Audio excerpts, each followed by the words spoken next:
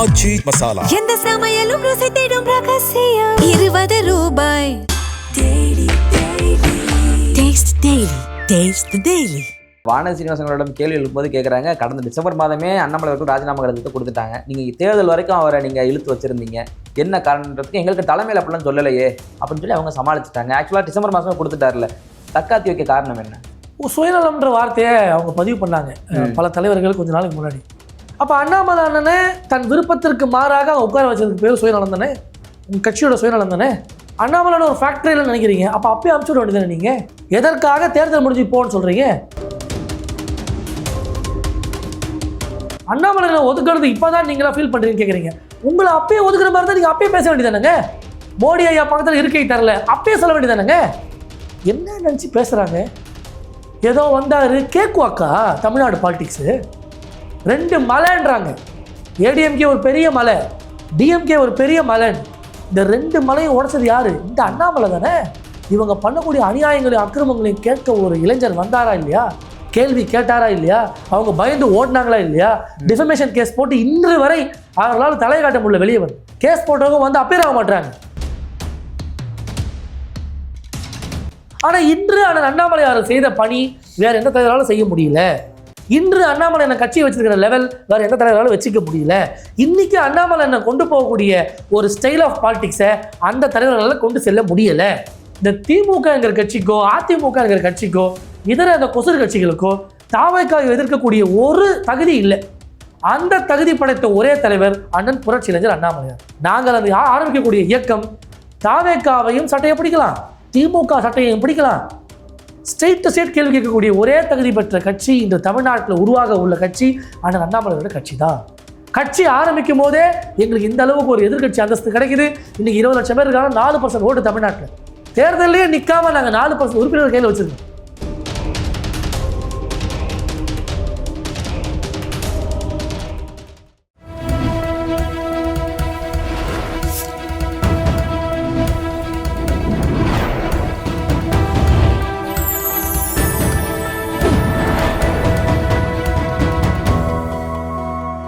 Channel 5 Tamil நேயர்களுக்கு வணக்கம். இந்த நேர்காணலில் நம்மோடு இணைந்திருப்பவர் வி த லீடர்ஸ் உறுப்பினர் வழக்கறிஞர் திரு ஹரிகரன் அவர்கள். வாருங்கள், அவரோடு பேசுவோம். சார் வணக்கம். வணக்கம். இன்றைக்கு செய்தியாளர்கள் வானதி சீனிவாசன் சந்திச்சு கேள்வி எழுப்பினார்கள். அப்போது சொல்றாங்க, அண்ணாமலை அவர்கள் உங்கள் கட்சியிலிருந்து வெளியே போயிட்டாரு அப்படின்ன உடனே அவர் போயிருக்காரு, இன்னும் கட்சியை பத்தி எதுவும் எங்கள் சித்தாந்த பத்திலாம் விமர்சனம் பண்ணல, எங்க சித்தாந்தத்திற்கு எதிராக விமர்சனம் பண்ணா நாங்களும் விமர்சனம் பண்ணுவோம் அவரை அப்படின்னு கருத்து தெரிவிச்சிருக்காங்க. இது எப்படி பாக்குறீங்க? இதுவரை ஒரு கட்சி மாற்றம் மாற்றம் மாற்றம்னு பேசினவங்க இன்னைக்கு தான் தடுமாற்றத்தில் இருக்காங்க. எப்படிடா அடுத்த கட்டத்துக்கு போகிறது, எப்படிடா இந்த கட்சியை கரை சேர்க்கிறது, எப்படிடா காப்பாற்றுறதுன்றது எண்ணம் அவங்க மனசுக்குள்ளே போதானே தெரியல. கூட்டணி கட்சியெல்லாம் வெளியே போகுது, தொண்டர்கள் எல்லாம் வெளியே போகிறாங்க. ஆனால் என்ன பண்ணணும் எப்படி போகணும் புரியாமல் சீனியர் தலைவர்கள் எல்லாம் இன்றைக்கி ரொம்ப கன்ஃபியூஷனில் இருக்காங்க. ப்ரெஸ்ஸை யாருமே சந்தித்து பேச முடியாத ஒரு சூழ்நிலையாக இருக்குது. இப்படியெல்லாம் ஒரு ஒரு ஒரு இடியாப்ப சிக்கலுக்குள்ளே இன்றைக்கி பாரதிய ஜனதா கட்சி போயிட்டுது. அதற்கு காரணம் அங்கே இருக்கக்கூடிய தலைவர்கள் அப்படின்றதுல எந்த மாற்றமும் இல்லை. தலைவர்களுக்கும் ஒரு அட்வான்டேஜ் இருக்குது. அதாவது இப்போ அந்த கோர் கமிட்டியில் இருக்கக்கூடியவங்களோ இல்லை இந்த முக்கிய தலைவர்கள்னு சொல்லிக்கொள்ளக்கூடியவர்களுக்கோ ஒரு அட்வான்டேஜ் இருக்குது. எப்படி கட்சி இங்கே போனாலும் 1/2% ஆனாலும் 1/4% ஆனாலும் தொண்டர்களே இல்லைனாலும் அவங்களுக்கெல்லாம் ஒரு ஆறுதல் பரிசு காத்துட்ருக்கு. ஒரு மத்திய இணையமைச்சரோ கவர்னரோ இல்லை ஒரு கட்சியில் தேசிய அளவில் ஒரு பொறுப்போ, அப்போ கட்சி எப்படி போனாலும் அந்த மேல்தட்டு தலைவர்களுக்கு ஏதாவது ஒரு ஆறுதல் பரிசு காத்துட்டு இருக்கு. தொண்டை என்ன ஆவான்? தொண்டை தண்ணி வத்த கத்திய தொண்டர்கள், எங்களை போன்ற தொண்டர்கள் எல்லாம் என்ன ஆவாங்க அங்கே? இதுதான் பெரிய கேள்விக்குறியா இருக்கு. தொண்டர்களை பேஸ் பண்ணி கேடர்ஸை பேஸ் பண்ணி ஒரு பார்ட்டி இல்லை. இன்னைக்கு அந்த பார்ட்டி லீடர்ஸை பேஸ் பண்ணியிருக்கு. அந்த லீடரே இன்னொரு கருத்துன்னு சொல்றாங்க, நாங்கள் தனி நபர்களை நம்பி இல்லை. அதைத்தானங்க நாங்களும் சொல்றோம். இந்த இயக்கம் எந்த தனிநபர்கிட்டையும் போகக்கூடாதுன்னு தானே போராடுறோம். இல்லை, அவங்க அண்ணாமலைகளை மட்டும்தான் தனிநபர்னு மென்ஷன் பண்றாங்க, அவங்க எல்லாரும் சொல்லிக்கலையே. அப்போ அவங்க எல்லாம் பெரிய கூட்டத்தோடு இருக்கக்கூடிய தலைவர்களா அப்படின்ற கேள்வி அடுத்து வருமா வராதா? எந்தெந்த தேர்தலில் எவ்வளவு வாக்குகள் இவங்கெல்லாம் வாங்கினாங்கன்றதை நம்ம சொல்லுவோமா? தனி நபரை நம்பி இது இயக்கம் இல்லை, சித்தாந்தத்தை நம்பிதான் இது இயக்கம். அப்படி நம்பிதான் நாங்கெல்லாம் கட்சிக்குள்ள வந்தோம். அப்படி நம்பிதான் அந்த கட்சியில் இவ்வளவு நாள் பயணம் பண்ணோம். ஆனா பயணம் பண்ணக்கூடிய காலகட்டத்தில் அந்த கட்சியை வளர்த்தவர்கள் அந்த கட்சியில் இருக்கிறாங்க, முக்கிய முடிவு எடுக்கிறாங்க, சரி. அந்த முடிவு சரியில்லாமல் போகுது, அப்போ யாரை கேள்வி கேட்போம்? நீங்கள் பொதுவாக எடுத்துக்கோங்க பிரதர், ஒரு ஸ்ட்ராட்டஜி எடுக்கிறாங்கன்னு வைங்க, அந்த ஸ்ட்ராட்டஜி சக்ஸஸ் ஆகிட்டா யாரை சொல்லுவோம்? யார் அதுக்கு தலைமை தாங்கி எடுத்துட்டு போனாங்களோ இதே தலைமையை, இதே தலைவர்களை, இதே கோர் கமிட்டி உள்ள நிர்வாகிகளை பாராட்டுவோம், வெகுமதிப்போம், அவங்கள வந்து ஆராதித்து வரவேற்போம். கரெக்டா? ஆமா. அப்படியே ரிவர்ஸ்க்கு வாங்க, ஸ்ட்ராட்டஜி சரியில்லை, ஃபெயிலியர் ஆயிடுச்சு, யாரை கேள்வி கேட்போம்? அவங்க தலைமை யாரை அலிகேட் பண்ணணும்? தலைமை ஏற்றவங்கள தான். ஆக பிளஸ்னா அது எடுத்துக்கிறது ரெடியா இருக்காங்க, மைனஸ்னா அதுக்கு நான் பொறுப்பு இல்லைன்றாங்க. இல்ல முடிவு சரியில்லைன்னு சொல்றீங்களா? யாருடைய தலைமையின் கீழ் முடிவு சரியில்லை? இப்ப அண்ணாமலை தலைமையின் கீழ தான் முடிவு சரியில்லாம போச்சு. 2024 10 தொகுதியா ஜெயிச்சிருப்போம், அவர் தனிச்சு வேணும்னு சொல்லி அதிமுக ஒதுக்கி விட்டு போனனால தான் தோத்துட்டோம்னு சொல்லி உங்களுடைய கட்சி, அந்த உங்களுடைய கட்சின்ட்டு முன்னாள் கட்சியினுடைய மூத்த நிர்வாகி அந்த தமிழ் சவுந்தரராஜன் சொல்லியிருக்காங்க. அதாவதுங்க, கூட்டணி வேணும் வேண்டாம், கூட்டணி இருந்தா அப்படியா இருக்கும் இப்படியா இருக்கும், கனவுல கிடைக்காத வெற்றி கிடைச்சிருக்கும். சரி, 2026 கூட்டணி வச்சிங்களா, என்னாச்சு? 2026 கூட்டணி 27 சீட் வாங்கல, என்னாச்சு? 2026 நீங்க எதிர்பார்த்த கூட்டணி, நீங்க எதிர்பார்த்த ஒரு கட்சி எல்லாமே தான் அமைஞ்சுதே. விஜயன்ற அலை உள்ளே வந்துருச்சுல்ல. அன்றைக்கு விஜயன்ற அலை இல்ல, நாங்க ஜெயிச்சிருப்போம், இன்னைக்கு விஜய் ஒருத்தர் வந்துட்டாருனால தோத்துட்டோம்ன்ற காரணத்தை வைக்கிறாங்க. அப்ப ஆளுதான் எடுத்தா ஜெயிக்க முடியுமா உங்களால? போட்டியே எடுத்தா ஜெயிக்க முடியுமா? அப்ப அன்னப்போசா வெற்றி அறிவிச்சுடுறோம் நாங்க வேணா. அதாவதுங்க, 2024 எவ்வளவு அழகான ஒரு ஸ்ட்ராட்டஜி அது. நாடாளுமன்ற தேர்தலில் ஒரு அரசியல் கட்சிக்கு வெற்றி தோல்வி, எம்எல்ஏ ஆகிறோம், எம்பி ஆகிறோம், இதெல்லாம் செகண்டரி. கட்சியோட எக்ஸிஸ்டன்ஸ் அதை பேசுங்க. கட்சியினுடைய இருப்பு, கட்சி மக்களிடையே பேச பொருளாக இருக்கா?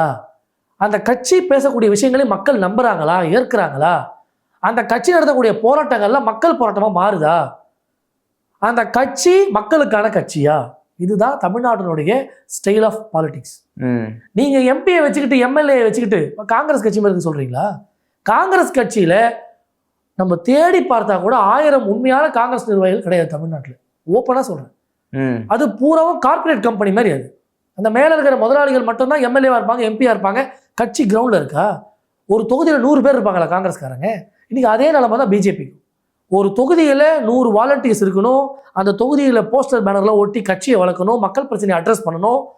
அதுதானங்க ஒரு பார்ட்டி. நேராக வந்து எம்எல்ஏ ஆயிடுவேன், நேராக வந்து எம்பி ஆயிடுவேன், அது ஒரு பார்ட்டியோட டெஃபினேஷன் இல்லையே. அப்படி பார்த்தா எத்தனையோ லெட்டர்பாடு கட்சி நீ ஒரு எம்பி 2 எம்பியில் இருக்காங்க, என்ன சாதிச்சிட்டாங்க? தமிழ்நாட்டுக்கு என்னதை வாங்கி கொடுத்துட்டாங்க சொல்லுங்க? அதெல்லாம் முடியாதுங்க. மத்தியில் நீங்கள் ஆளுங்கட்சியாக இருக்கீங்க. தமிழ்நாட்டில் ஒரு எம்பி ஷேர் வரணுன்றது நம்ம எல்லாம் வேண்டது தான். 2024 நான்லாம் கடுமையாக உழைச்சேன். வேட்பாளருக்கு நிகராக நானும் தெருத்துருவாவை பிரச்சாரம் பண்ணும், அதெல்லாம் மாற்று கருத்து இல்லை. ஆனால் ரிசல்ட் என்னங்க? நீங்கள் எந்த விஷயம் போனாலும் சரி, என் பிள்ளை டெய்லி ஸ்கூலுக்கு போகிறது சந்தோஷம்தான். ரிசல்ட்டு அந்த வகுப்பு ஃபெயில் ஆயிடுச்சுன்னா பிள்ளையா இது அப்படின்னு திட்டுவோம். கரெக்டா? அதே போலதான் ஒரு கட்சியும் வெற்றி பெறும் வரை எந்த பிரச்சனையும் இருக்காது. ஒரு கட்சி தோல்வி அடையுதுன்னா நீங்க ஒண்ணு அது என்னன்னு கலந்தாய்வு பண்ணணும், என்னன்னு பேசணும்.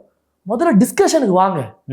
தலைவர் நாங்கெல்லாம் பெரிய தலைவர் நினைச்சுக்கிட்டா அப்புறம் தொண்டனுடைய நிலைமை இல்லை. வானதி சீனிவாசனோட கேள்வி எழுப்பும்போது கேட்குறாங்க, கடந்த டிசம்பர் மாதமே அண்ணாமலை அவர்கள் ராஜினாமா கடிதத்தை கொடுத்துட்டாங்க, நீங்கள் தேர்தல் வரைக்கும் அவரை நீங்கள் இழுத்து வச்சிருந்தீங்க, என்ன காரணன்றதுக்கு எங்களுக்கு தலைமையில் அப்படிலாம் சொல்லலையே அப்படின்னு சொல்லி அவங்க சமாளிச்சுட்டாங்க. ஆக்சுவலாக டிசம்பர் மாதமே கொடுத்துட்டார்ல, தக்காத்தி வைக்க காரணம் என்ன? சுயநலம்ன்ற வார்த்தையை அவங்க பதிவு பண்ணாங்க பல தலைவர்கள் கொஞ்ச நாளைக்கு முன்னாடி. அப்போ அண்ணாமலை அண்ணனே தன் விருப்பத்திற்கு மாறாக அவங்க உட்கார வச்சதுக்கு பேர் சுயநலம் தானே? உங்கள் கட்சியோட சுயநலம் தானே? அண்ணாமலை ஒரு ஃபேக்டரியில் நினைக்கிறீங்க, அப்போ அப்பயே அனுப்பிச்சு விட வேண்டியதானே? நீங்கள் எதற்காக தேர்தல் முடிஞ்சு போன்னு சொல்றீங்க? அப்போ அவருடைய பலம், அவருடைய கரிஷ்மா, அவருடைய வேலைப்பாடு, அவருடைய செயல்பாடு உங்களுக்கு தெரியுது. அவர் மக்கள் சார்ந்து எடுத்திருக்கக்கூடிய அந்த ஒரு புரட்சிகர ஒரு மூவ் உங்களுக்கு புரியுது. இவ்வளவு ஒரு தலைவரை பத்தி பிளஸ்ஸா தெரிஞ்ச நீங்க ஏன் அவரை விட்டுட்டீங்க? ஒரு தலைவரால் அந்த இடத்துல எக்ஸிஸ்ட் ஆக முடியலன்னா அப்ப அந்த பார்ட்டியில ஏதோ ப்ராப்ளம் இருக்கு அர்த்தம். ஒரு ஃபேக்டர் ஆஃப் பாலிடிக்ஸ் அப்படின்றது ஒரு முடிவு தான். சரியான முடிவு எடுத்தா அந்த கட்சி சரியான பாதையில போகும். தப்பா ஸ்ட்ராட்டஜி எடுத்து தப்பான முடிவுகள், தொண்டர்களுக்கு எதிரான முடிவு, மக்கள் மனநிலையை புரிஞ்சிக்காம எப்படிங்க ஒரு கட்சி செயல்படும்? ஏடிஎம்கேக்கு என்ன பேர் இருக்கு? உடைச்சு பேசுவோம். சசிகலான்ற அம்மா தான் அவருக்கு பதவி தராங்க. அந்த அம்மா அவர் என்னன்னு பேசினாரு? அது ஒரு ஃபேக்டர். அப்படியே ஒரு பக்கம் வைங்க. கட்சி தொண்டர்களை அவ்வளவு தூரம் உழைச்சி அவ்வளவு தூரம் அந்த கட்சிக்காக இருந்த ஜெயலலிதா அம்மா இருக்கும்போதே அவங்களுக்கு தோளாக துணையாக இருந்தவர் அண்ணன் பன்னீர்செல்வம். அவர் என்ன பண்ணாங்க? அது ஒரு பக்கம் இருக்கட்டும். அப்படியே அடுத்து வாங்க, அங்க இருக்கக்கூடிய சீனியர்ஸ்களை என்ன மரியாதை தராங்க, அது ஒரு ஃபேக்டரா இருக்கட்டும். இன்னைக்கு தேர்தல் முடிஞ்ச நிலைமை பார்த்தீங்களா? இதுவா ஒரு ஆளுங்கட்சியா வர வேண்டிய கட்சி? நான் அந்த ராஜினாமா பண்ற எம்எல்ஏங்களை நம்ம கேள்வியே கேட்க முடியாது. எடப்பாடி அண்ணன்ற ஒற்றை நபர் சொந்த கட்சியை காலி பண்ற கெப்பாசிட்டி அவருக்கு தான் இருக்கு, பக்கத்து கட்சியை காலி பண்ற கெப்பாசிட்டி அவருக்கு தான் இருக்கு. பக்கத்து கட்சி எந்த கட்சியை காலி பண்ணாரு? பாரதிய ஜனதா கட்சி. எடப்பாடிக்கு காலி பண்ணாரு. அத எதனால இவ்வளவு பிரச்சனை? 2024 நம்ம தனியா நிக்கிறோம். நான் ஒரு கேள்வி பிஜேபி காரங்கிட்ட கேட்கிறேன், பெரிய ஸ்ட்ராட்டஜி மேக்கிங்ன்றீங்களே, 2024 போய் பிரதமர் ஐயாவை சந்திச்சு அங்க போய் அந்த கூட்டணி கட்சி தலைவர்கள் மீட்டிங்ல நின்று உங்களை பக்கத்துல நிக்க வச்சு கௌரவம் பண்ணாரு யாரு? ஐயா மோடி அவர்கள். அதற்கு பிறகு கூட்டணி இல்லைன்னு சொல்லி எஸ்டிபிஐ கொடுத்து அறிவிச்சது யாரு? அப்போ உங்களுக்கு எங்க போச்சு? அண்ணாமலை என்ன வேணான்ட்டாரு, கூட்டணியே ஒரு வேணான்ட்டாரு, அதனால தான் எம்பி வரல. ஏன் இப்படி ஒரு அவதூறு தெளிக்கிறீங்க? கூட்டணி வேண்டாம் என்று சொல்லி போனது யார்? அன்று 2024 உங்க கூட்டணி வேண்டாம் சொல்லி போனது எடப்பாடி பழனிசாமி. அதை தெரிஞ்சுக்கோங்க. அப்படி ஒருத்தர் இன்சல்ட் பண்ணி போகும்போது எப்படி அவர் திருப்பி சேர்த்துக்க முடியும்? இன்னொன்று, அண்ணாமலை அண்ணன் ஒரு பப்ளிக் மீட்டிங்ல சொன்ன வார்த்தை ஞாபகம் இருக்கா? மோடி ஐயா நாமினேஷன் பண்ண போகும்போது எல்லாம் கூட்டணி கட்சியை கூப்பிடும் போது எடப்பாடி அண்ணன் வார்த்தை என்ன? தோற்க போற மோடிக்கு நான் ஏன் வரணும்? ஒரு சூடு சொரணம் உள்ள பிஜேபி காரன் அதிமுக கூட்டணியோட ஒன்று சேர்ந்து வேலை பார்க்க முடியுமா? கட்சியில யாருங்க தலைவர்? பிஜேபியின் முகம் யார் இன்னைக்கு? ஐயா மோடி அவர்கள். ஐயா மோடி அவர்களை தோற்க போறவருக்கு நான் ஏன் வரணும்னு சொன்னேன் அண்ணன் பழனிசாமியோடு கூட்டணி வைத்தா அந்த கெமிஸ்ட்ரி எப்படி ஒர்க் அவுட் ஆகும்? பதில் சொல்ல முடியுமா யாராவது? இவ்வளவு சீனியர்ஸ் இவ்வளவு தூரம் பேசுறீங்களே, இதற்கான பதில் இருக்கா? அப்போ நீங்க ஒரு ஸ்டேட்மெண்ட் சொல்லலாம், ஒவ்வொரு அரசியல் காலகட்டங்க, ஒரு காலகட்டத்தில் ஒரு பேசினாரு, அதுக்கப்புறம் மனம் திருந்தி வராரு, ஒரு கூட்டணிக்காக சிலதெல்லாம் அட்ஜஸ்ட் பண்ணி போனுங்க. அதே கேள்வியை நான் கேட்கிறேன். 2024 அண்ணன் அண்ணாமலை அவர்கள் ஏடிஎம்கே பண்ண அதர்மத்திற்கு தக்க பதிலடி கொடுத்தாரு. இதுல என்ன தப்பு நீங்க கண்டுட்டீங்க? அதை காரணம் காமிச்சு அவரை பதவி ஓட்டு எடுத்தா அது எவ்வளவு பெரிய துரோகம். அப்ப அண்ணன் எடப்பாடி பழனிசாமி அவர்கள் மாண்புமிகு ஐயா மோடி அவர்களை பார்த்து தோற்க போறவர் சொன்னதற்கு நாங்க ஏன் கூட்டணிக்கு போனவரோட நாங்க அவர் ஓட்டு போகணும்னு போனா என்ன ஆகுது? மோடி ஐயாவை திட்டின ஒருத்தரோட நீங்க கூட்டணி வைப்பீங்க, நீங்க மாற்றத்துக்கான வந்த கட்சியா? மோடி ஐயாவை விமர்சனம் பண்ண ஒரு கட்சியோட கூட்டணி வைக்கிறதுக்கு பேர் ஸ்ட்ராட்டஜியா? மோடி ஐயாவை திட்டின கட்சியோட கூட்டணி வச்சு நீங்க ஆட்சி அமைக்க போறீங்க தமிழ்நாட்டில்? உங்க கட்சி தலைவரை திட்டிய ஒருவரை நீங்கள் பாவம் பார்த்து மன்னித்து விடுறீங்க, அது ஒரு அரசியல் ஸ்டேட்மெண்ட். ஆனால் உங்கள் கட்சியை வளர்க்கறதுக்கு ஒரு ஸ்டேட்மெண்ட் சொன்ன ஒரு தலைவரை நீங்க சைட்லைன் பண்றீங்க, அவர் அந்த பொறுப்போடு எடுக்கிறீங்க. எவ்வளவு பெரிய அநியாயம் இது! இதை கேள்வியாளர் கேட்கக்கூடாதா பிரதர்? இன்னொன்று, அந்த 7 எம்எல்ஏ ராஜினாமா பண்ணாங்க. இப்ப எல்லாருமே அந்த 7 எம்எல்ஏ திட்டுறாங்க, மக்கள் பிரதிநிதி ஆகிட்டு இப்படி பண்றீங்களே. சார், எடப்பாடி அண்ணா அந்த மாதிரி ஆளுங்க, நான் தவறா சொல்றேன்னு நினைக்காதீங்க. அவரை சொந்த கட்சிக்காரர்கள் சட்டமன்ற உறுப்பினர் பதவி ராஜினாமா பண்ணுவாங்களா? நீங்க சொல்லுங்க. எவ்வளவு போய் நின்றுப்பாங்க, எவ்வளவு ஒரு உடல் செலவு, பொருள் செலவு, இவ்வளவெல்லாம் பண்ணி ஒருத்தங்க ராஜினாமா பண்றாங்கன்னா எந்த அளவுக்கு மன உளைச்சலுக்கு அந்த அண்ணன் பழனிசாமி அவர்கள் அந்த நிர்வாகிகளை தள்ளுறாருன்னு பாருங்க. சொந்த கட்சிக்காரனுக்கும் அவரால் சோதனை, மாற்று கட்சியும் அவரால் சோதனை. இன்னைக்கு சொந்த கட்சியை காலி பண்ணிட்டாரு, பக்கத்து கட்சியும் காலி பண்ணிட்டாரு. அவர் கட்சியாவது காலியானா குடியேறதுக்கு ஆள் இருக்காங்க. அடுத்தது இந்த கட்சி காலியானா குடியேறதுக்கு ஆள் இல்லைங்க, வீடு காலியாவே இருக்குங்க. எவ்வளவு வருத்தமா இருக்கு. சீனியர்கள் இன்னும் அதை பற்றி புரிந்துக்காம நாங்க இன்னும் கூட்டணியா இருக்கோம்னா என்ன கெமிஸ்ட்ரி நீங்க குடியேற கூட ஆட்கள் இல்லைன்னு சொல்றீங்க. வர செப்டம்பர் மாசம் சஃபல் பண்ண போறதா சொல்றாங்க, பதவிகள்லாம் மாத்தி மாத்தி கொடுக்க போறதாகலாம் தகவல் வருது. எதனுடைய ஒரு கூற்றாக அதை பார்க்கலாம்? அதாவது எல்லாம் முடிந்த பிறகு நம்ம தியானம் பண்ணிட்ட பிரயோஜனம், கண் கட்ட பிறகு சூரிய நமஸ்காரம். என்ன ஒரு பிளானை, எந்த ஒரு ஆக்டிவிட்டியை எப்போ எடுக்கணும்னு தெரியாம இந்த வடிவேல ஒரு படத்துல வருவார் பாருங்க, டேய் நானும் வருஷம் கப்பல் போட்டிக்கு வரேன், எப்போ பார்த்தாலும் மெடலை இன்னொருத்தருக்கு கொடுத்துருங்க. ஏய் முட்டாள், போட்டி காலையிலையா, நீ வருஷம் சாயந்தரம் வர. அந்த கதையா பாரதிய ஜனதா கட்சி தேர்தல் நேரத்தில் தவறான ஸ்ட்ராட்டஜி, கட்சி விவகாரங்களில் தவறான ஸ்ட்ராட்டஜி. அதுக்கப்புறம் நீங்க ஆறுதல் படுத்தி ஆலோசனை கூட்டம் போட்டு ஆளை மாத்தி என்ன பிரயோஜனம்? இல்ல, ஆளை மாத்தினுடைய காரணம் ஒத்துக்கிறாங்களோ? இப்ப நயினார் தலைமையில் இந்த போடப்பட்ட இந்த குழு சரியில்லை அப்படின்றத ஒத்துக்கிட்டு தான் சார் ஒத்துக்கிறது. இவங்களை ஒதுக்கிட்டாங்களே மக்கள். எடப்பாடி என்கிற ஒற்றை நபரை நம்பி அதிமுக சொந்த கட்சி நிலைமையே இன்னைக்கு சோகமா இருக்கு. பக்கத்து கட்சி அவர் நம்பி போலாமாங்க? பக்கத்து கட்சி அவர் பேச்சை கேட்டு இருக்கலாமாங்க? பக்கத்து கட்சி அவர் சொல்ற மாதிரி நடந்துக்கலாமாங்க? இது ஒரு அரசியல் அழகாங்க? உங்ககிட்ட இன்டெலிஜென்ஸ் இல்லையா? உங்ககிட்ட எதுவுமே இல்லையா? அவருடைய பலம் என்ன? அவர் தான் பெரிய பார்ட்னர், நாங்க மைனர் பார்ட்னர், அப்படிலாம் விட்டு கொடுத்து பேசி அவர் சொன்ன தொகுதியை வாங்கிட்டு கப்பு சிப்புன்னு எதை சாதித்தோம்? இவ்வளவு அமைதி காத்து நல்ல தலைவர்களை ஒதுக்கி நல்ல நிர்வாகிகளை கட்சி விட்டு வெளியே அனுப்பி நாம் எண்ணத்தை பெற்றோம். அங்க இருந்த 65 40 ஆச்சு. அந்த 40ல் 7 பேர் ரிசைன். இங்க இருந்த 4 ஒன்னாச்சு. இதுல யாருக்கு என்ன லாபம் கிடைச்சது? இதையெல்லாம் ஒரு கட்சிக்காரன் கேள்வி கேட்பானா? மாட்டாங்களா? இவ்வளவு குமுறலும் இவ்வளவு அழுகையும் இவ்வளவு கஷ்டமும் இவ்வளவு ஒரு எப்படி சொல்றது ஒரு மனக்குழப்பத்திலே நிர்வாகிகள் இருக்கிற நேரத்துல பிரஸ் எல்லாம் வருகிற நேரத்துல சீனியர்ஸ் ஆறுதல் படுத்துறதுக்கான வேலையை செய்யறாங்க. ஆக்டிவிட்டியில காட்டுங்க உங்க வேலைகளை, ஆறுதல் படுத்துறதுக்கு வேண்டாங்க. அண்ணாமலர்கள் ஆரம்பித்த வீத லீடர்ஸ் இயக்கத்துல ஏதோ சரி பாஜக இருந்து ஆரம்பிக்க சொன்னாங்க நம்பி நிறைய பேர் இங்க போனதாகவும் பிறகு நயனார் அவர்கள் விளக்கம் கொடுத்தோன்னே எல்லாமே திரும்ப ரிட்டர்ன் வந்ததாகவும் வானதி சீனிவாசன் சொல்றாங்க. அப்ப இங்க போன 18 லட்சம் பேர்ல திரும்ப எல்லாம் வந்துட்டாங்களோ மறுபடியும் பாஜகவுக்கு? எனக்கு சத்தியமாவே புரியல. அண்ணாமலை அண்ணன் பேசும்போது தெளிவா சொல்லிட்டாரு, அந்த பாதையில் இனி பயணிப்பது சரியா இருக்காது. தமிழ்நாடுனுடைய ட்ரெண்டு, தமிழ்நாடுனுடைய ஒரு ஒரு ஒரு ஒரு ஃபேக்டர் அந்த கட்சிக்கு எடுபடாது. அதனால நம்ம ஒரு மாற்று பாதை எடுக்க வேண்டிய ஒரு நேரத்தில் நம்ம இருக்கோம். அதனால் இனி நான் அந்த கட்சியில் பயணிக்க போறது இல்லை, அந்த கட்சியில் நான் ரிசைன் பண்ணிட்டேன். அந்த கட்சியை அதிமுக திமுக தாவேகாவை எப்படி பார்க்கிறேனோ அது போலதான் பார்க்கிறேன்னு சொல்லி பகிரங்கமா 10 மணி நேரம் வீட்டில் இடத்துல சேருங்கன்னு சொல்றாரு. அப்புறம் நாங்க இருக்கு ஆள் பிடிக்க வேண்டிய வேலை, ஆள் பிடிக்கிற வேலை யார் பார்க்கறா இன்னைக்கு? அதே அக்கா வானதி அவர்கள் பின்னாடி இங்க இருக்கவங்க சேர்ந்துட்டாங்க தெரியுமா, டிக்ளேர் பண்றாங்கல்ல. அப்ப அவங்களுக்கே தெரியுதுல்ல, சொந்த கட்சிக்காரர்கள் வேற கட்சியில போய் சேர்ந்துருக்காங்கன்னு தெரியுதா தெரியலையா? சொந்த கட்சி நீங்க நினைக்கிறீங்க, ஆனா வேற ஒருத்தர் மேல பெரிய ஈர்ப்பப்பட்டிருக்காரு, தெரியுதா தெரியலையா? அந்த எடப்பாடி அண்ணன் அப்படின்ற ஒற்றையால் இவ்வளோ பெரிய ஒரு டிசாஸ்டரை பண்ணிட்டாங்களேங்க. சொந்த கட்சிக்காரங்க வெளியே வர முடியாமல் ஃபீல் பண்ணுறாங்கங்க. ஒரு சர்வாதிகாரியாக இருந்துக்கிட்டு எல்லாவற்றையும் பேச முடியாமல், எந்த விஷயத்தை டிஸ்கஸ் பண்ண முடியாமல், அண்ணே ஒரு விஷயம் தப்புனேன்னு சொன்னால் அவங்கள பதவி விட்டு எடுக்கிறது, அவங்களுடைய பொலிட்டிக்கல் லைஃபே டிசாஸ்டர் பண்ணுறது. சொந்த கட்சிக்காரன் உங்களை ஏற்றுக்கிட்டாங்க, அதனால நீங்கள் அவங்கள பாதிப்பு உண்டாக்குறீங்க, அது உங்கள் உட்கட்சி வேலை. நாங்கள் என்னங்க பாவம் பண்ணோம்? பாரதிய ஜனதா கட்சி தொண்டை என்னங்க பாவம் பண்ணா? அவருடைய கைப்பாவையாக பாரதிய ஜனதா கட்சி செயல்பட்டா அந்த தொண்டனுடைய நிலைமை இன்னைக்கு எவ்வளவு கவலைக்கிடமா இருக்கு. இன்னைக்கு ஏதாவது ஒரு சின்ன விஷயத்தை அந்த தொண்டனால செய்ய முடியும் நினைக்கிறீங்களா? எல்லாம் மனக்குமுறல்ல. ஏங்க ஏடிஎம்கே தப்பான ஒரு முடிவு, அவர் சர்வாதிகாரி இருந்தார், அந்த கட்சி காலியாச்சு, பரவாயில்லைங்க. நாங்க என்னங்க பாவம் பண்ணோம்? இது பாக்டீரியா மாதிரி இருக்குது, இங்க ஒரு நோய் வந்துச்சுன்னா அப்படியே பரவும் பாருங்க. அந்த கதையா பக்கத்துல கூட்டி நிக்கிற அந்த பாவத்துக்கு எங்க பிரச்சனை பெரிய பிரச்சனை ஆகிட்டீங்களே இன்னைக்கு. இல்ல நீங்க பண்ணக்கூடிய மிகப்பெரிய விமர்சனமா அவங்க சொல்றது எதுனா, அண்ணாமலைகளே ஓரம் கட்டிட்டாங்கன்றீங்க.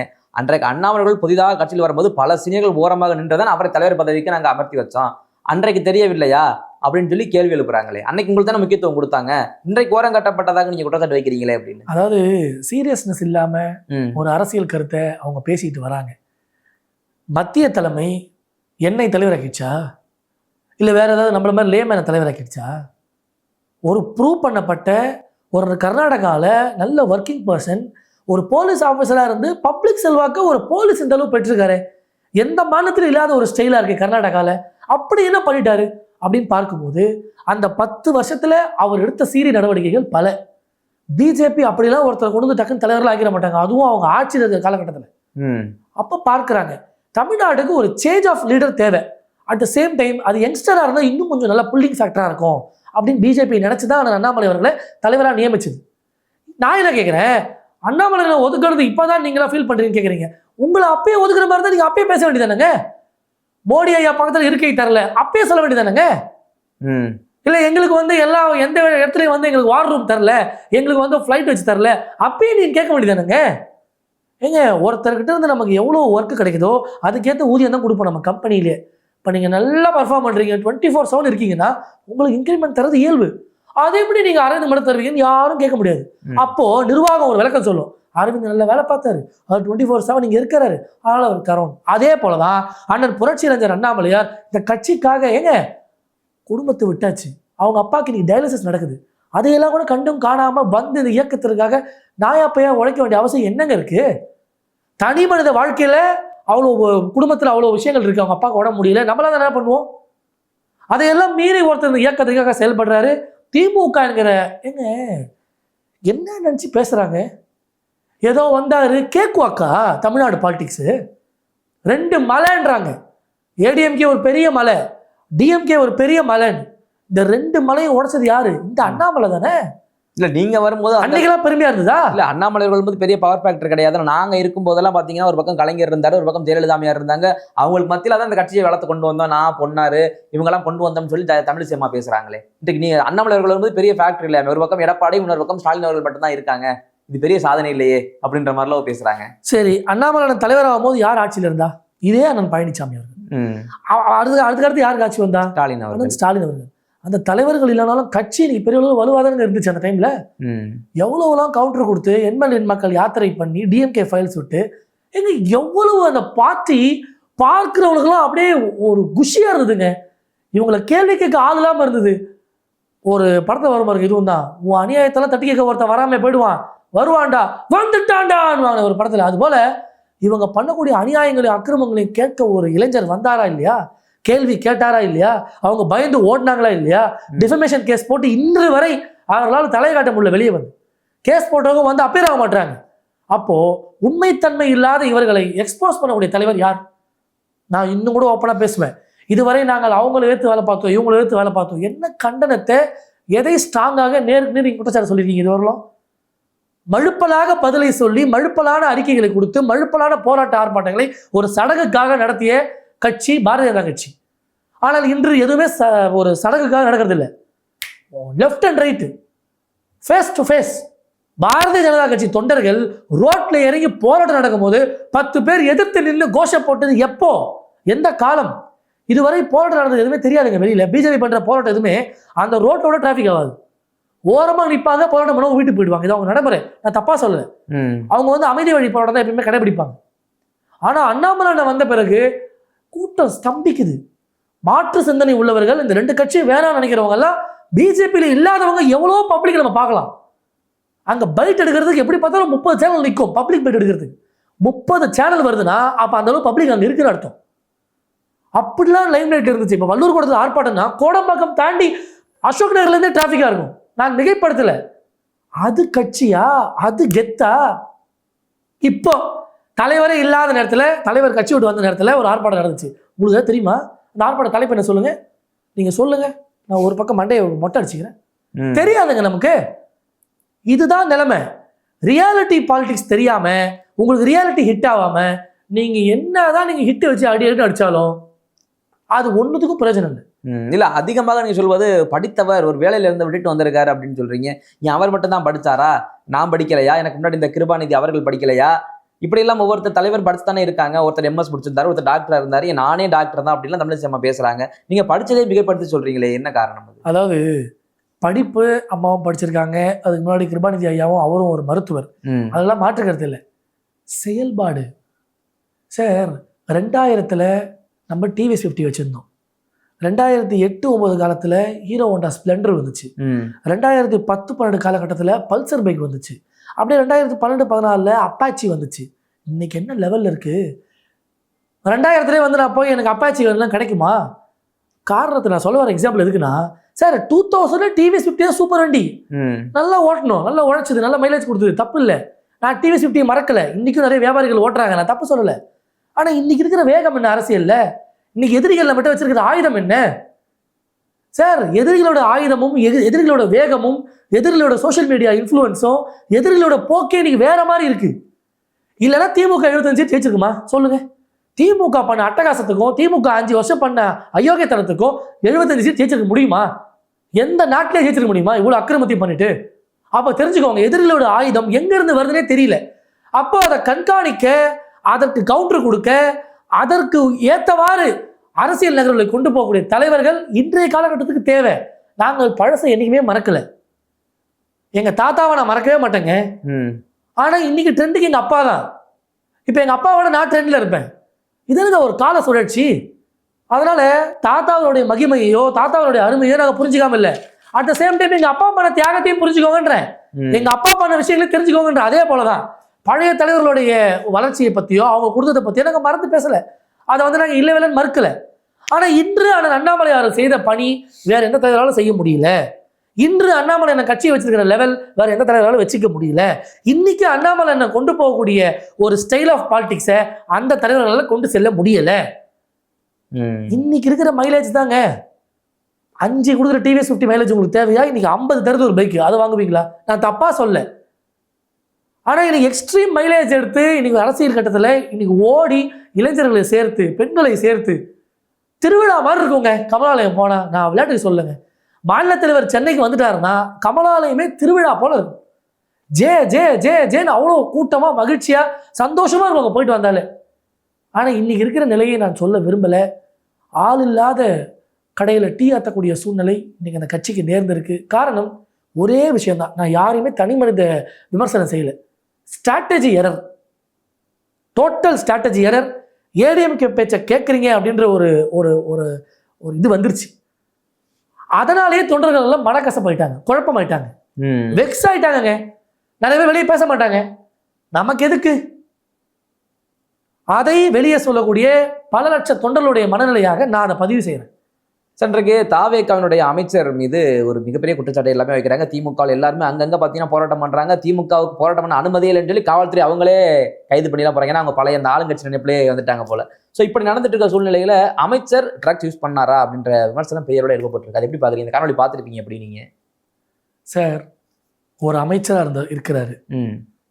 ஸ்டேடியத்துக்குள்ளே ஒரு மொபைல் ஃபோனை வச்சு, ஒரு ஏடிஎம் கார்டை வச்சு நங்கு நங்கு நங்கு நங்குன்னு தட்டுறதும், அதை மாவாக்குறதும், கையில் ஒரு 500 ரூபா நோட்டை வச்சுக்கிறதும், இதெல்லாம் எதை குறிக்குது? நம்மளெல்லாம் பார்த்தா என்ன லூஸ் மாதிரி தெரியுதா? இளைஞர்கள் நம்ம பயன்படுத்துகிறோமோ இல்லையோ, ஒரு விஷயத்தை செய்யும் போது அதை பார்த்தா என்ன நமக்கு தெரியும்? அது என்ன தெரியுது? ஃப்ராங்காக பேசுவோம். இது இன்ட்ராக்டிவாக போகும். இப்போ நான் தான் நெறியாளர், உங்களை கேட்குறேன், இது எப்படி தெரியுது? இது எப்படி தெரியுதுன்னா, பார்க்கும்போது ஏதோ ஒரு போதைப் பொருள் மாதிரி தெரியுது. ஆனால் அவங்க போதைப் பொருளிலும் விளக்கம் கொடுக்குறாங்களே. அது வந்து குழந்தைக்கான மாத்திரைன்னு சொல்கிறாங்க. ஆனால் மாத்திரையை அப்படி தட்டி மாவு ஆக்கிட முடியாது. அது 1.5 வயசு குழந்தைக்கு மாத்திரை, யோசிச்சுக்கோங்க. உட முடியாத குழந்தைய நம்ம ஸ்டேடியத்தை கூட்டு போவோமா? யோசிச்சுக்கோங்க. இல்லை, இன்னொரு கேள்வியும் எழும்புது. அது எப்படி தப்பு பண்ணுறவங்களே எடுத்து ஸ்டோரியாக வேற தக் லைஃப்னா போட்டுப்பாங்க. தப்பு பண்ணுறோம், நம்ம ஏதோ ஒரு தப்பை எடுத்து ஓப்பனாக மக்கள் மத்தியில் காட்டிடுவோமா அவள் சீக்கிரத்தில்? அப்படியும் ஒரு பார்வை இருக்குல்ல. அது யார் எடுத்து போட்டாங்கன்னு தெரியல. இல்லை, அவரே போட்டிருக்காரு அவர் போஸ்ட்ல. பழைய போஸ்ட் இருக்கும். ஆமா, அவரே அதை எடுத்து போடுறது என்ன புண்ணியமானு தெரியல. தேவையில்லாம அவங்க தர உருளுது. இன்னொன்று, அவரை பற்றி இன்னொரு சர்ச்சையும் வந்துச்சு. ஏதோ ஒரு இன்ஸ்டாகிராமில் ஏதோ ஒரு ஹிடனா சப்ஸ்கிரிப்ஷன், ஏதோ ஒரு சப்ஸ்கிரிப்ஷன் யாருக்கும் ஒருத்தருக்கு போட்டுருக்காரு கூட வந்துச்சு. சம்திங் அது என்னன்னு தெரியல. ஒரு அமைச்சர்கள்ன்றது யார்? எம்எல்ஏகளுக்கு மேலே ஒரு பர்டிகுலர் துறையை கொடுத்து அந்த துறையை வளர்க்கறதுக்கு தான் அமைச்சருடைய வேலை. அவர் என்ன அமைச்சர் இருக்காரு தெரியுமா? மனிதவள மேம்பாடுத்துறை அமைச்சர். ஆமாம். இதுவா நீங்கள் காட்டுற வளம்? சரி, நான் என்ன கேட்குறேன், ஒரு தனி மனிதன் ஏதோ ஒரு மாத்திரையை போட்டார், ஏதோ அடித்தார், அது 500 தாள் வச்சிருக்கிறாரு, அது தவறு தான். அரசு என்ன பண்ணணும்? இப்போ அவரை பற்றி விட்டுட்டேன் நான். கில்லி சரத்தன் அவர், அண்ணன் கில்லி சரத்தை விட்டுருவோம் அமைச்சர். முதலமைச்சர் என்ன பண்ணுறாரு? ஒரு செய்தி வருது, அந்த செய்தி உண்மைன்னு அவருக்கும் தெரிஞ்சிருக்கு. அதை மழுப்புறதுக்காக ஒரு வீடியோ அவங்க குடும்பத்தை வச்சு போட வச்சு பண்ணீங்க. அது யாருக்கும் கன்வின்சிங்காக இல்லை. அடுத்த கட்டம் என்ன பண்ணணும்? ஒரு முதலமைச்சர் ஸ்டார்ட் ரன் ஸ்டாப் ட்ரக்லாம் விளம்பரம் பண்ண தெரிஞ்ச அதே முதலமைச்சருக்கு இது போன்ற ஒரு செய்கையில் ஒரு அமைச்சர் ஈடுபட்டிருக்காருன்னா, ஃபர்ஸ்ட் ஆஃப் ஆல் நீங்கள் அக்செப்ட் பண்ணுங்க. அவரை ரிசைன் பண்ண வச்சு எம்எல்ஏவை மட்டும் வைங்க குறைஞ்சபட்சம். அவரை திருப்பி நீங்கள் மந்திரியாவே நீடிக்க வச்சா, அப்போ மெசேஜ் போட்டவங்க, அந்த காணொலியை பார்த்தவங்க, அதை பற்றி விவரம் தெரிஞ்சவங்க நம்மளாம் பைத்தியக்காரனா? அப்போது பார்க்குறவங்க கேட்குறாங்க, அது மெடிக்கல் டெஸ்டிங் அவர் வருவாரான்னு. அதுக்கு அனுப்புங்க, அதுக்கு போய் பண்ண சொல்லுங்க. ஒன்று மெடிக்கல் டெஸ்டிங்கு அவர் போகணும், இல்லைன்னா அந்த மனிதவள மேம்பாடுத்துறை அமைச்சரை ராஜினாமா பண்ணணும். இது 2 தான் நடக்கணும். எது பண்ணாலும் சரி, நாங்கள் கண்ணுக்கு முன்னாடி தெரியாமல் இருப்போம்னு சொன்னால் அது எப்பேற்பட்ட ஒரு அயோக்கியத்தனம். இதே ஒரு சாமானியன் அந்த ஸ்டேடியத்தில் உட்காந்து இது போல் அடித்தா காவல்துறை சும்மா விட்டுருமா? வழக்கு பதிய விடாமல் விட்டுருமா? அந்த குடும்பமாக சேர்ந்து அவர் தரக்கூடிய அந்த எக்ஸ்பிளேஷன் உங்களுக்கு ஏற்றுக்க முடியுதா? பிறகு உடம்பு சரியாத குழந்தைய யார் ஸ்டேடியத்துக்கு போல கூட்டு போவா? நீங்கள் சொல்லுங்கள். அதே மீறி உடம்பு சரியாத குழந்தைய ஸ்டேடியத்துக்கு கூட்டு போனால் கூட 1.5 வயசு குழந்தைக்கு யார் மாத்திரை தரா? அது எந்த டாக்டர்? அது இப்படியெல்லாம் ஒரு வேலைகளை தாவேகாவினர் அந்த பொறுப்புக்கான மரியாதையை தராமல் இவங்க செயல்படுறது எவ்வளோ பெரிய ஒரு கண்டனத்துக்குரிய விஷயம். எதை தான் அட்ஜஸ்ட் பண்ணி போகிறது? இதுக்கும் டைம் வேணுமா? சிஎம் சாரை கேட்குறேன். இன்னொன்று நான் ஒரு சாதாரணமான கேள்வி கேட்குறேன். பிரதானமாக போதைனா என்னங்க? போதைப் பொருள் அதிகமாக யூஸ் பண்ணுற போதைப் பொருள் எது? அதிகமான மது குடிக்கிறாங்க. கரெக்டுங்களா? அந்த மதுவை விற்கிறது யாரு? அரசாங்கம்.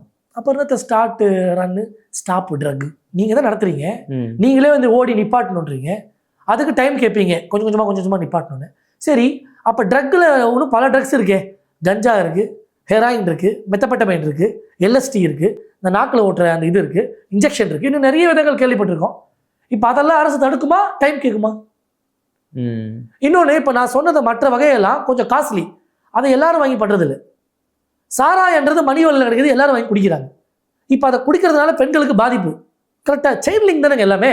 அதை குடிச்சிட்டு வரவே தான் குழந்தைகளுக்கு இன்றைக்கி பாதிப்பு. பாலியல் சீண்டல்கள், தெருவில் போகிற பெண்களுக்கு சீண்டல்கள், கொலை நடக்குது. அதை வச்சு தான் பல வேலைகள் நடக்குது. அப்போ மலிவா கிடைக்கக்கூடிய ஒரு போதைப் பொருளை அரசே வித்துக்கிட்டு அப்புறம் வந்து ஸ்டார்ட் ரன் ஸ்டாப் ட்ரக்னா இது எதை குறிக்குது? இந்த ஃபேன்சி ட்ரெஸ் காம்படிஷனா? வித்தியாசமா பண்றது, பஸ்ல ஏறது, டிக்கெட் வாங்குறது. அதை ஒருத்தர் நியூஸ் போடுறான், முதலமைச்சர் டிக்கெட் வாங்கினாரு. இப்போ நீங்க நான் ஓசியில் வர போறோம். என்ன நியூஸை ஸ்ப்ரெட் பண்ண விரும்புறாங்க? ரன்னிங் ரேஸ் அங்கே வராரு, ஜாகிங்க்கு டிஷர்ட் போட்டு வராரு. நீங்க டிஷர்ட் போட்டு ஓடுற அழகா நாங்கள் பார்க்கணுமா, இல்லை நீங்கள் சொல்ற செய்தியை நாங்கள் கேட்கணுமா? நீங்கள் சொல்ற செய்தியை நாங்கள் கேட்கணும்னா நீங்க என்ன நடவடிக்கை எடுத்திருக்கீங்க? இப்படிலாம் கேள்வியை கேட்க தோணுதா இல்லையா? இல்ல இந்த கேள்வி விமர்சனம் அப்படியே ஓரமா ஒரு பக்கம் வச்சுட்டு, திமுக இன்னைக்கு எந்த ஒரு முன் அனுமதியும் வாங்க போராட்டம் பண்ணும்போது யோக்கியா எடுத்து வரான் செம்பெடுத்து வை அப்படின்ற கதையா? நீங்க தானே இதுக்கு முன்னாடி யாரு போராட்டம் பண்ணாலும் 5 நாளைக்கு முன்னாடி அனுமதி வாங்கன்னு நீங்க தான் ரூல் போட்டீங்க. நீங்களே மீறிட்டு வந்து பண்றீங்களே, ரைட்டா? சரி தப்பு அதை பார்ப்போம் விமர்சனமா. நீங்களும் பண்றீங்களே திமுக, இது எந்த மாதிரியான ஒரு, நீங்க எதிர்க்கட்சி ஆகிட்டு ஆரம்பிச்சிருவீங்களா பழசு அப்படின்ற மாதிரி தானே இருக்கு திமுகவோட விஷயமேங்க. ஆட்சியில் இருக்கும்போது 5 வருஷம் ஆட்டம், ஆட்சி முடிஞ்சு வெளியே வந்து எதிர்கட்சியாளர் போராட்டம். ஐயோ என் மக்களுக்கு அது வரல, அங்க ஆட்டம் இங்க போராட்டம். மக்கள் எல்லாம் இவங்களை பார்த்து ஓட்டம் எடுத்த காட்சி தான். இன்னைக்கு எங்கேயுமே இவங்க பண்ணக்கூடிய வேலைகள் செல்ஃப் எடுக்கல, எங்கேயுமே இவங்க பண்ணக்கூடிய வேலைகளை பார்க்க கூட யாருக்கும் சகிக்கல. காரணம், யோ நீ என்ன ஆட்சி விட்டு 1 வருஷமா ஆச்சு, 1 மாசம் தான் ஆச்சு நீ வீட்டுக்கு போய் என்னென்ன ஆட்டா என்னென்ன கதைலாம் சொன்ன, கம்பி கட்ட கதையெல்லாம் சொல்லிட்டு இருந்தீங்கன்னு சொன்ன மாதிரி அவங்க அப்பாவும் பையனும் என்ன பொய்ய சொன்னாங்க. எவ்வளோவெல்லாம் நாடு போராட்ட களமாக இருந்துச்சு, அதெல்லாம் மறந்துடுவோமா? வசந்தன் கோ விளம்பரம் தான் இவங்களுக்கு கரெக்டான விஷயம். அந்த காலம் அது அது அது அது திமுக திருட்டு காலம், இந்த காலம். இப்போ அவங்க பையன் தாத்தா காலத்துல அதே வேலை தான், மழை வந்தால் அதே மாதிரி வேட்டி கட்டி நடப்பாங்க. இன்னைக்கு பேரங்காலம் வர வேட்டி தூக்கி நடக்கிறாங்க. நீங்களா போராட்டம் செய்வது? நீங்களா ஒரு அமைச்சரை நீக்கிறதுன்னு சொல்றது? உங்க அமைச்சர்கள் அடிச்ச லூட்டிலான மறந்துச்சா எங்களுக்கு? ஒவ்வொரு மாவட்ட அமைச்சரை பற்றி பேசுவோமா, முன்னாள் அமைச்சரை பற்றி? அந்தந்த மாவட்டத்தையே விலைக்கு வாங்கி அங்கேயே பல்கலைக்கழகம் கட்டி அங்கேயே சாராய ஃபேக்டரி நடத்தி இன்னைக்கு பெரிய மிட்டா மிராசு உங்க டோட்டல் திமுக கூடாரமே. நீங்க பேசலாமா? நீங்க வந்து அடுத்தவர் எடுத்து போராடலாமா? அதற்குத்தான் நாங்கள் வலியுறுத்தி சொல்லக்கூடிய ஒரு கருத்து, இந்த திமுகங்கிற கட்சிக்கோ அதிமுகங்கிற கட்சிக்கோ இதர அந்த கொசுறு கட்சிகளுக்கோ தாவேக்காவை எதிர்க்கக்கூடிய ஒரு தகுதி இல்லை. அந்த தகுதி படைத்த ஒரே தலைவர் அண்ணன் புரட்சி இளைஞர் அண்ணாமலையார். நாங்கள் அந்த ஆரம்பிக்கக்கூடிய இயக்கம் தாவேக்காவையும் சட்டையை பிடிக்கலாம், திமுக சட்டையையும் பிடிக்கலாம். ஸ்டேட் டு ஸ்டேட் கேள்வி கேட்கக்கூடிய ஒரே தகுதி பெற்ற கட்சி இந்த தமிழ்நாட்டில் உருவாக உள்ள கட்சி அண்ணன் அண்ணாமலையோட கட்சி தான். கட்சி ஆரம்பிக்கும் போதே எங்களுக்கு இந்த அளவுக்கு ஒரு எதிர்கட்சி அந்தஸ்து கிடைக்குது. இன்னைக்கு 20 லட்சம் பேர் இருக்காங்க, 4% ஓட்டு தமிழ்நாட்டில். தேர்தலையே நிற்காம நாங்கள் 4% உறுப்பினர் கையில் வச்சிருக்கோம். நாளைக்கு எலெக்ஷனா?